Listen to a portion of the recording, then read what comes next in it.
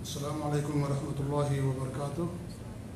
الحمدللہ رب العالمین الرحمن الرحیم مالک یوم الدین، واشهد ان لا الہ الا اللہ وحدہ لا شریک لہ، واشهد ان محمدا عبدہ ورسولہ، صلوات اللہ وسلامہ علیہ وعلی آلہ وعلی اصحابہ ومن اہتدی بہدیہ واستنى بسنتہ الی یوم الدین، اما بعد۔ معزز حاضرین، گزشتہ ہفتے سے اس مسجد کے اندر دوبارہ اصول ایمان کی شرح کا آغاز کیا گیا ہے۔ گزشتہ ہفتے جس موضوع پر آپ کے سامنے گفتگو ہوئی تھی یا اس کا آغاز کیا گیا تھا وہ تھا طلب علم کی فضیلت۔ اس کے تحت مصنف رحمۃ اللہ علیہ نے جو حدیث بیان کی ہے، اس حدیث کے شروع کا حصہ اس کی قدر تفصیل کے ساتھ آپ کے سامنے گفتگو ہوئی تھی۔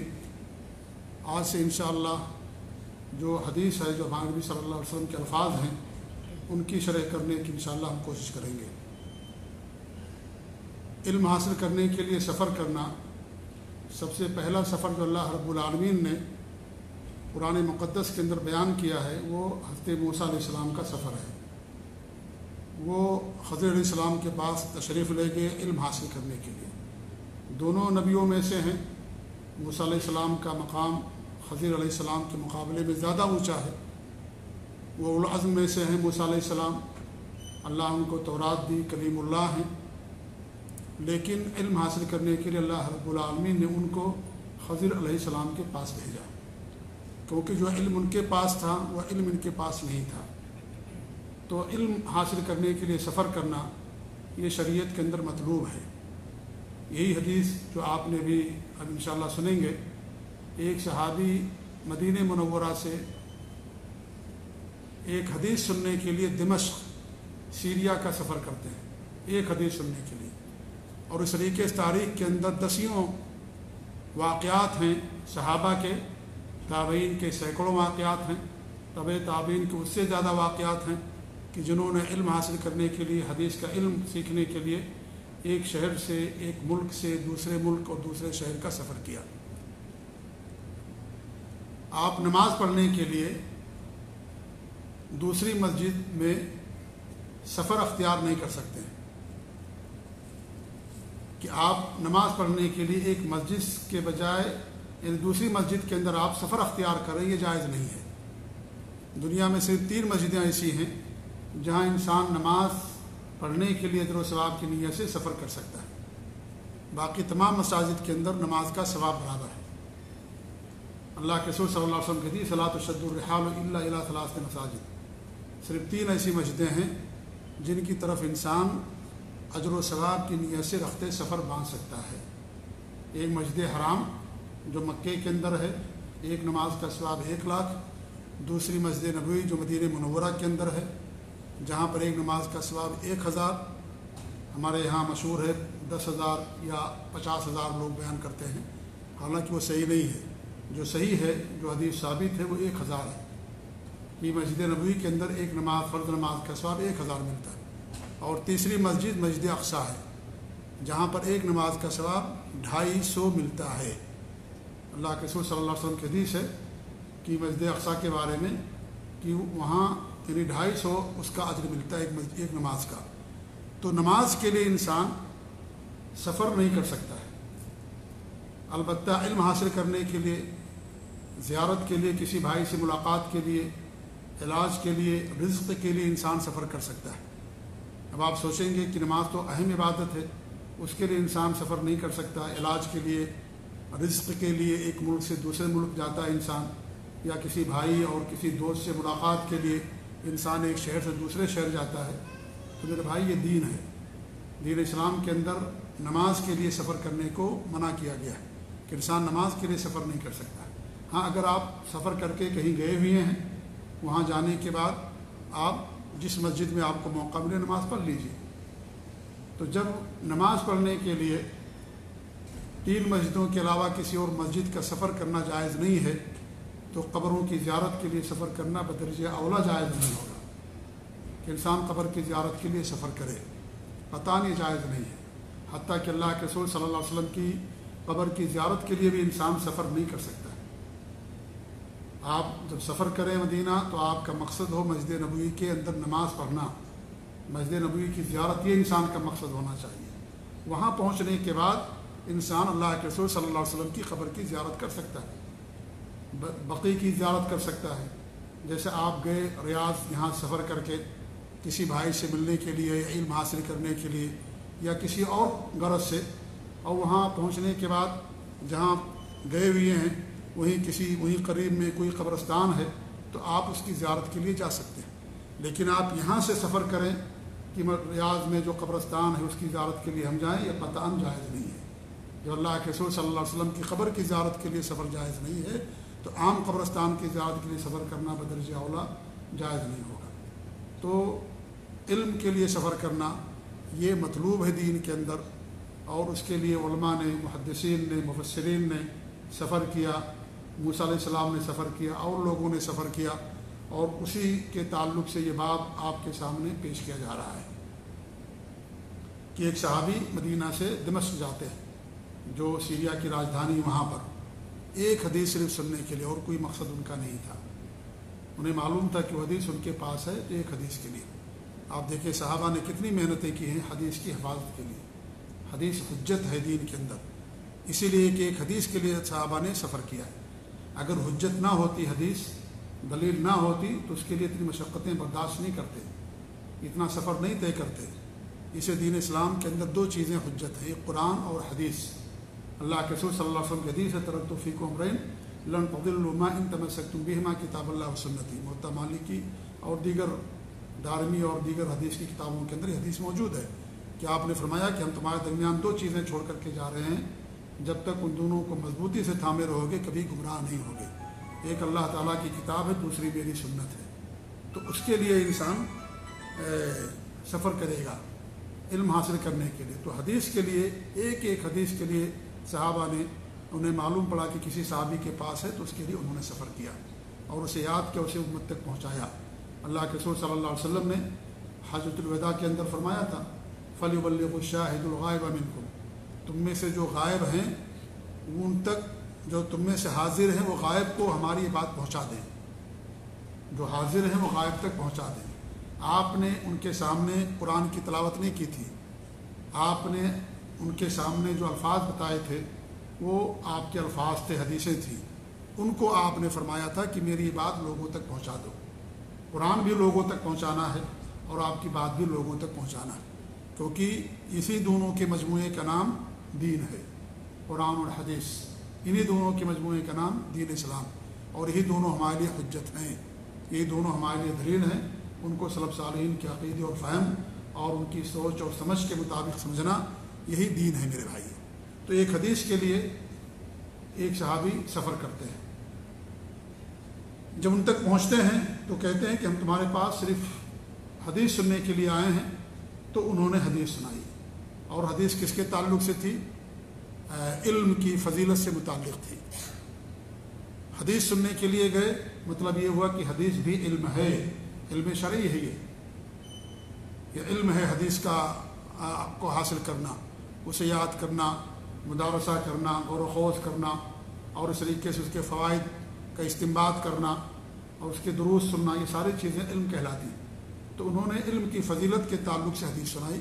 ابو الدرداء رضی اللہ تعالیٰ عنہ نے، جو انصاری صحابی، حضرت سے ان کا تعلق تھا اور انصاری صحابی ہیں، انہوں نے یہ حدیث ان کو سنائی۔ کیا سنائی؟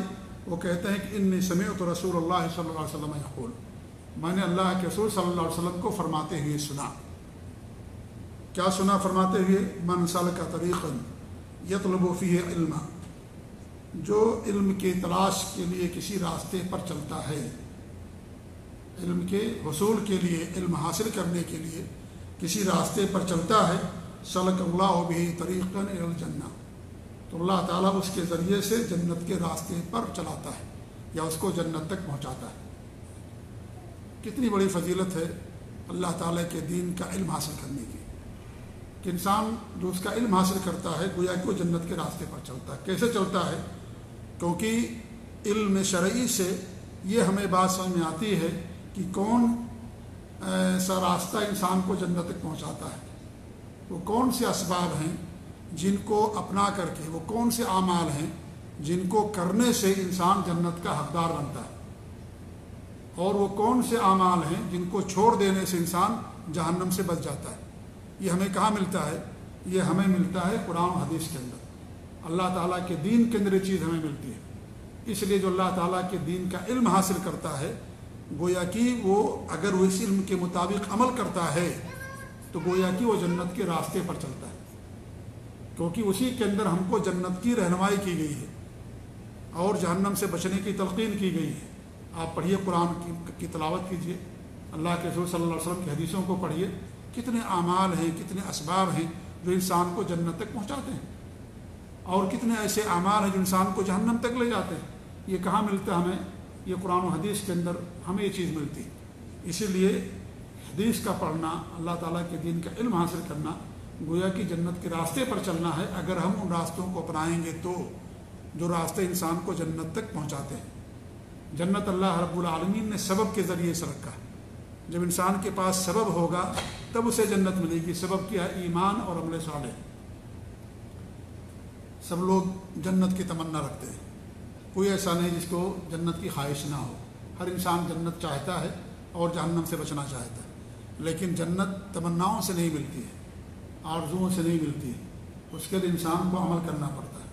عمل ایک سبب ہے جس کے ذریعے سے انسان نیک عمل صالح، اسے اللہ رب العالمین نے بار بار فرمایا قرآن کریم کے اندر، ان الذین آمنوا وعملوا الصالحات، جو ایمان لائے اور نیک عمل کیا۔ ایمان، عقیدہ مضبوط، توحید، انسان توحید خالص پر رہے، اپنے آپ کو شرک سے بچا کر کے رکھے، نیک اعمال کرے۔ وہ نیک اعمال جو کتاب و سنت سے ثابت شدہ ہیں وہی نیک اعمال ہوتے ہیں۔ انسان اپنے مزاج سے نیک عمل نہیں بنا سکتا ہے کہ نیک عمل بنا لے، نہیں، اس کے لیے کتاب و سنت کی مہر ہونی چاہیے، تبھی جا کر کے کوئی نیک عمل بنتا ہے۔ اللہ نے ہمیں نیک عمل کرنے کا حکم دیا، صرف عمل کرنے کا حکم نہیں دیا۔ لیبلوکم ایکم احسن عملا، اللہ نے پیدا کیا، ہم کو موت و زندگی پیدا کی تاکہ ہمیں آزمائے کہ ہم میں کون اچھے عمل کرنے والا۔ اللہ تعالیٰ کو اچھا عمل مطلوب ہے، کوالٹی اور جودہ ہونا چاہیے، کوانٹیٹی نہیں ہونی چاہیے۔ اور آپ دیکھیں دنیا کا ہی وہ دستور بھی ہے، تو انسان جب اچھا عمل کرتا ہے تو جنت کا حقدار بنتا ہے، تب اللہ رب العالمین کی رحمت ہوتی ہے ایسے لوگوں کے لیے۔ تو یہ سبب ہے، جب سبب ہوگا تب آپ کو جنت ملے گی۔ جیسے اللہ رب العالمین نے سبب بنا ہے اولاد کے لیے شادی کرنا، میاں بیوی سے تعلقات قائم کرنا۔ ایک انسان شادی نہ کرے، اولاد کی تمنائیں رکھے کہ اللہ مجھے اولاد دے دے، اللہ مجھے اولاد عطا فرما، اور شادی نہ کرے وہ، تو کیا اس کو اولاد مل جائے گی؟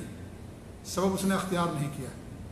ایسے جب تک ہم سبب نہیں اختیار کریں گے جنت میں جانے کا، اس وقت صرف تمناؤں سے، آرزوؤں سے جنت نہیں ملے گی۔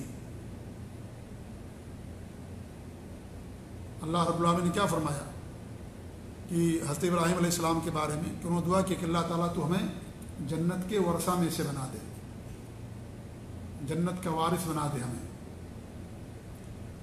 جنت کا وارث کون ہوگا؟ وہی شخص ہوگا جنت کا وارث جو جنت میں رہتا تھا، اس کو جنت سے نکالا گیا۔ کون جنت میں رہتے تھے؟ حضرت آدم علیہ السلام۔ وہ کس عقیدے اور اس پر تھے؟ نبی تھے، وہ نبی تھے، اللہ پر ایمان تھا، نبی تھے، وہ موحد تھے، وہ پہلے انسان، پہلے نبی ہیں وہ حضرت آدم علیہ السلام۔ تو وارث انسان اسی کا ہوتا ہے جو ان کے دین اور ان کے منہج، ان کے دین پر ہوتا ہے۔ اگر انسان دین بدل لے تو وارث نہیں ہوتا ہے۔ جیسے مسلمان ہیں، کافر کا وارث نہیں ہوتا، کافر مسلمان کا وارث نہیں ہوتا، اس لیے کہ دین جو ہے بدل گیا تو وراثت بھی ختم ہو جاتی ہے۔ جب تک مسلمان ہیں دونوں ایک دوسرے کے وارث ہوں گے، اگر دین چینج ہو گیا یا کافر تھا مسلمان ہو گیا، وہ دونوں ایک دوسرے کے وارث نہیں ہوں گے۔ تو جنت میں جانے کے لیے جنت ہماری وراثت ہے۔ تو وراثت کب ملے گی؟ ہم جس کے وارث ہیں، جب ان کے عقیدے پر ہوں گے، ان کے دین پر ہوں گے۔ تمام نبیوں کا دین ایک تھا، دین اسلام، دین توحید، توحید خالص، جس میں شرک کی کوئی گنجائش نہیں۔ جب وہ چیز ہوگی تب انسان جنت کا وارث ہوگا، تب انسان کو جنت ملے گی۔ تو یہ جو حدیث ہے، قرآن ہے، یہ کیوں اس پر چلنے سے انسان کو جنت کا راستہ گویا کہ چلتا ہے؟ اس لیے کہ قرآن و حدیث کے اندر ہمیں جنت تک پہنچانے والے اسباب اور اعمال بتائے گئے۔ یہ چیز آپ کو دنیاوی علم نہیں ملے گا، یہ آپ کو علم چیز ملے گی آپ کو قرآن و حدیث کے اندر، کتاب اللہ اور سنت رسول کے اندر۔ اس لیے اس راستے پر چلنا جنت کے راستے پر چلنا ہے۔ اس سے علم شرعی کی فضیلت معلوم ہوتی ہے کہ علم شرعی کتنی اہمیت والا علم ہے یہ، اور اس کا حاصل کرنا کتنا ہمارے لیے ضروری ہے، کیونکہ اصل کامیابی وہی ہے، جنت کا پا جانا اور اپنے آپ کو جہنم سے بچا لینا۔ اللہ رب العالمین نے کیا فرمایا؟ فمن زحزح عن النار وادخل الجنت فقد فاز وما الحیات الدنیا الا متاع الغرور۔ جو اپنے آپ کو جہنم سے بچا لیا اور جسے جنت مل گئی وہ کامیاب ہو گیا۔ اصل کامیابی یہی ہے، یہ مال دولت یہ اصل کامیابی نہیں ہے۔ اگر اللہ تعالیٰ کسی کو رزق حلال بھی عطا فرمائے، کشادہ رزق دے، اولاد بھی دے، صحت بھی دے، سب کچھ دے، جنت بھی ہے الحمدللہ، بہت ساری نعمتوں کے اندر ہے وہ، لیکن یہ مال و دولت یہ جو ہے معیار نہیں ہے۔ اللہ تعالیٰ کے معیار کیا ہے؟ اعمال، نیک اعمال اور عمل اور ایمان اور عقیدہ، یہ معیار اللہ رب العالمین۔ ان اکرمکم عند اللہ اتقاکم، تم میں سے وہ معزز اللہ کے نزدیک جو متقی اور پرہیزگار ہے۔ اور متقی توحید کے بغیر، اپنے آپ کو شرک سے بچانے کے بغیر انسان متقی نہیں بن سکتا ہے۔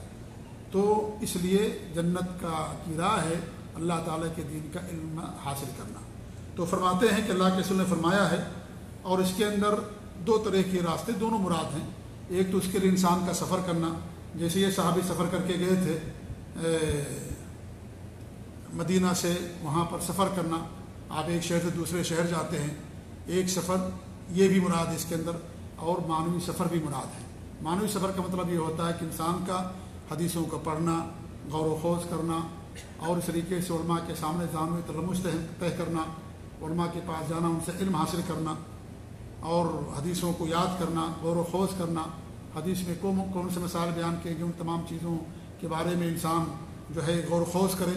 تو یہ تمام چیزیں اس کے اندر داخل ہیں۔ صرف سفر کرنا داخل نہیں ہے کہ انسان سفر کرے گا تبھی اس کے لیے ہوگا۔ دونوں، ایک تو حصی سفر کہ انسان ایک شہر دوسرے شہر جاتا ہے، یہ تو ہے ہی اس کے اندر داخل، اور معنوی سفر بھی داخل ہے۔ آپ معنوی سفر بغیر مشقت اٹھائے ہوئے بھی اور بغیر سفر کیے ہوئے بھی حاصل کر سکتے ہیں۔ آپ درس میں جاتے ہیں، آپ یہاں آتے نماز پڑھنے کے لیے، آپ کو درس ملتا ہے، مان لیجیے آپ کتاب پڑھتے ہیں حدیث کی، غور و خوض کرتے ہیں، درس سنتے ہیں، یہ بھی گویا کہ آپ علم حاصل کرنے کا جو راستہ ہے اس پر آپ گویا کہ چل رہے ہیں، تو یہ بھی اس کے اندر داخل ہے۔ صرف سفر کرنا داخل نہیں ہے کہ آپ یہاں سے ریاض جائیں، دوسرے ملک جائیں، دوسرے شہر جائیں، وہ بھی داخل ہے، اور ساتھ ہی ساتھ یہ چیزیں بھی داخل ہیں کہ انسان علماء کے سامنے جاتا ہے، ان سے پوچھتا ہے، حدیث پڑھتا ہے اور حدیث کی تشریح کرتا ہے عالم، اور انسان اس کو سنتا ہے، ساری چیزیں بھی اس کے اندر داخل ہیں، اگرچہ آپ نے اس کے لیے سفر نہیں کیا ہے، اس کے لیے آپ نے سفر نہیں کیا، بھی اس کے اندر شامل اور داخل ہے۔ اس کے بعد کیا فرماتے ہیں؟ وَإِنَّ الْمَلَائِكَةَ لَتَضَعُ أَجْنِحَتَهَا رَضًا لِطَالِبِ الْعِلْمِ، فرشتے اپنے پروں کو بچھا دیتے ہیں، رضًا لطالب العلم، طالب علم جو عمل کر رہا ہے یا جس کے لیے وہ نکلا ہوا ہے، اس کی رضا کے لیے، اس کی خوشنودی کے لیے فرشتے اپنے پروں کو بچھا دیتے ہیں۔ وہ کس لیے نکلا ہے؟ اللہ تعالیٰ کے دین کا علم حاصل کرنے کے لیے نکلا ہے، تو فرشتے اپنے پروں کو بچھاتے ہیں۔ اس کا دو معنی بیان کیا گیا ہے، ایک معنی تو یہ کہ حقیقی فرشتے اپنے پروں کو بچھاتے ہیں، اور یہ غیب سے متعلق ہمیں اس کے بارے میں علم نہیں ہے کہ کس طریقے سے اپنے پروں کو بچھاتے ہیں۔ اللہ نے فرشتوں کو پر بھی دے رکھے ہیں۔ اللہ رب العالمین نے فرمایا قرآن مقدس کے اندر، حضرت جبریل علیہ السلام کے پاس 600 پر تھے، 600 بازو تھے جبریل علیہ السلام کے، جی ہاں، تو اس طریقے سے فرشتوں کو بھی اللہ نے پر دیا، پروں سے اڑتے ہیں، تو وہ اپنے پروں کو بچھاتے ہیں کن کے لیے؟ طالب علم کے راستے پر، تاکہ اس کا قدم زمین پر نہ پڑے۔ کتنی فضیلت ہے طالب علم کی جو اللہ تعالیٰ کے دین کا علم حاصل کرتا ہے، اور یہ اللہ کے دین کی فضیلتیں ہو رہی ہیں، دنیائی علوم کی فضیلت نہیں ہے یہ۔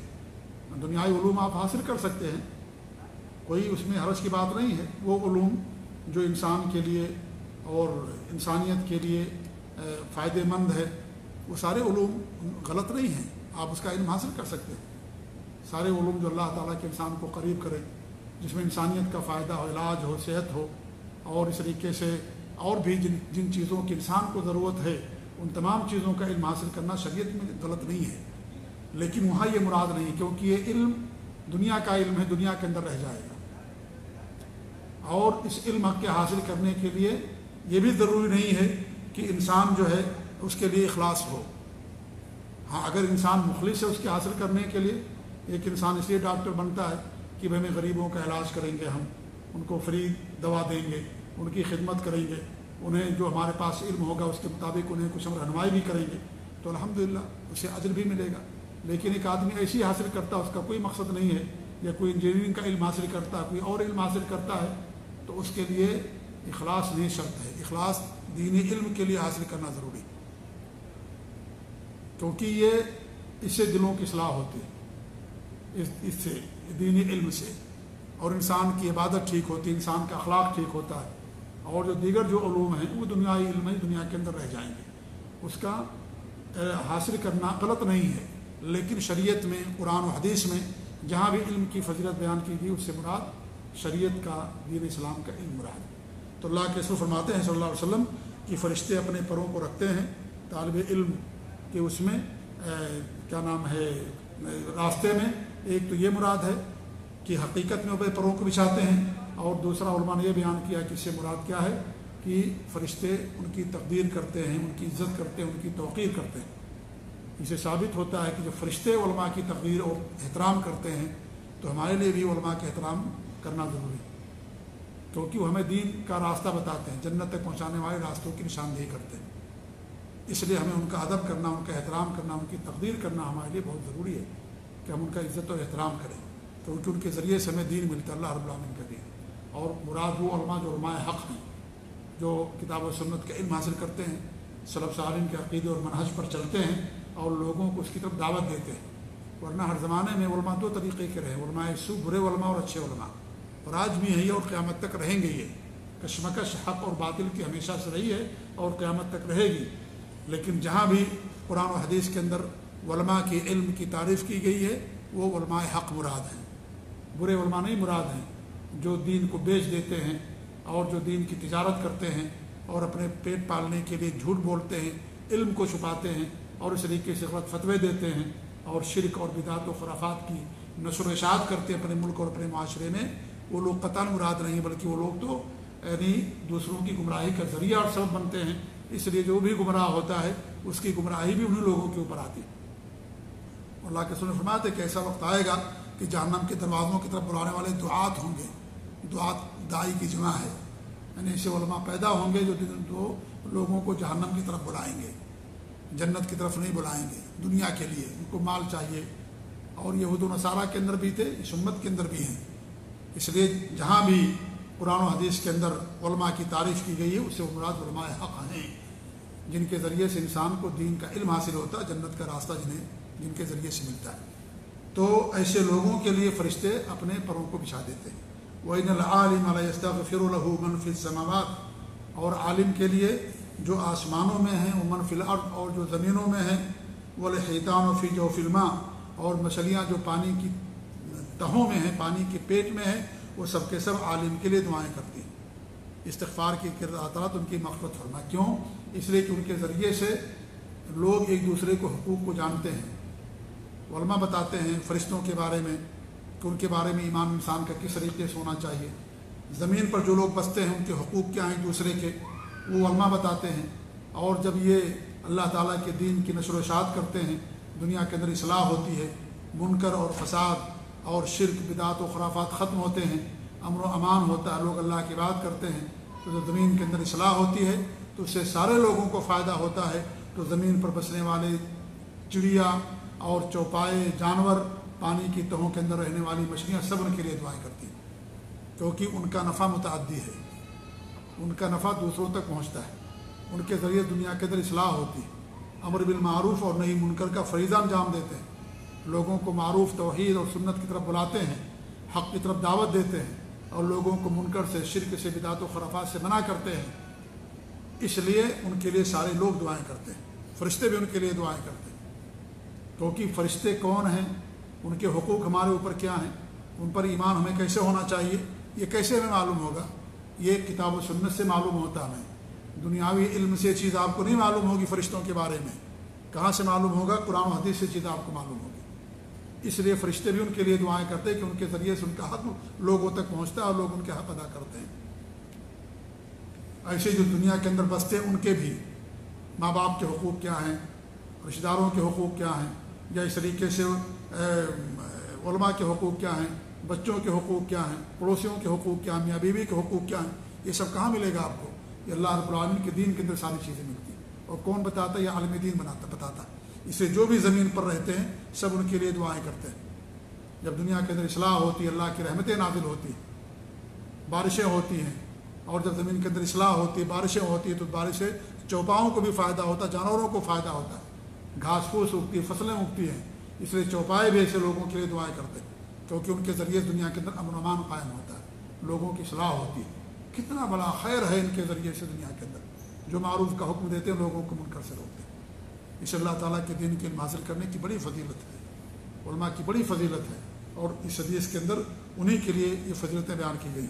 آگے فرماتے ہیں وَإِنَّ فَضْلَ الْعَالِمِ عَلَى الْعَابِدِ، عالم کی فضیلت عابد پر ایسے ہی ہے کہ فضل القمر لیلۃ البدر بدری علی سائر الکواکب،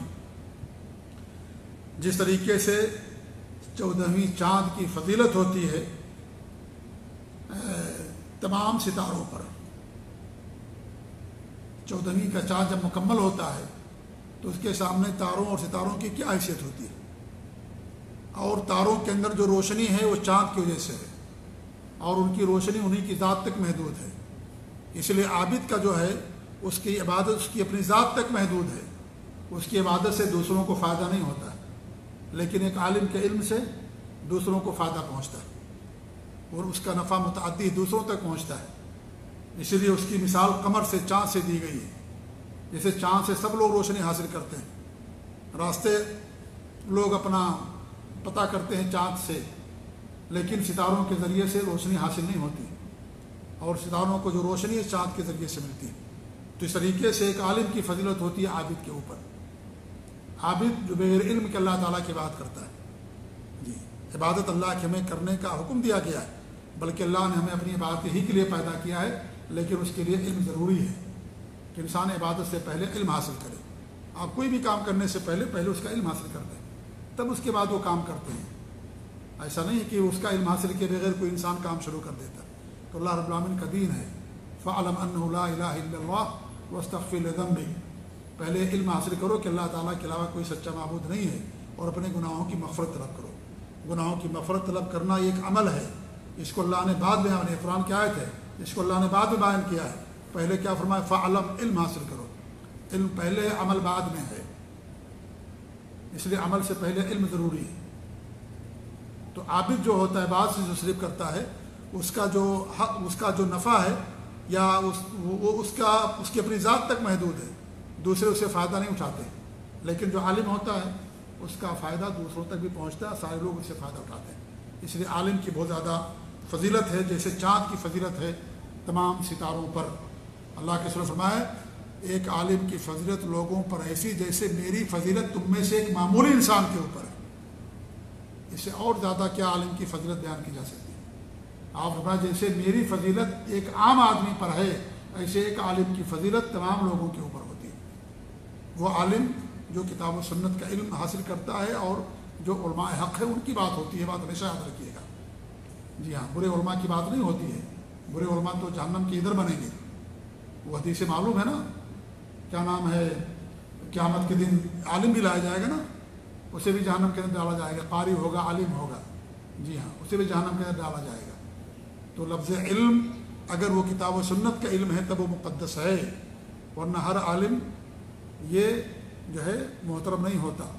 ذات کے لحاظ سے انسان ہونے کے ناطے احترام کیا جائے گا، لیکن اس کے جو نقصانات ہیں، اس کے جو مفاسد ہیں، برائیاں ہیں، اور جو امت کے اندر اس کے ذریعے سے فساد ہو رہا ہے، امت بگڑ رہی ہے، اس کو کھول کر کے لوگوں کے سامنے بیان کیا جائے گا، تاکہ لوگ بچیں اس کے مکر سے، اس کے فریب سے، اور اس کے دجل سے، اور اس کی گمراہی سے لوگ بچیں اور پوری امت بچے۔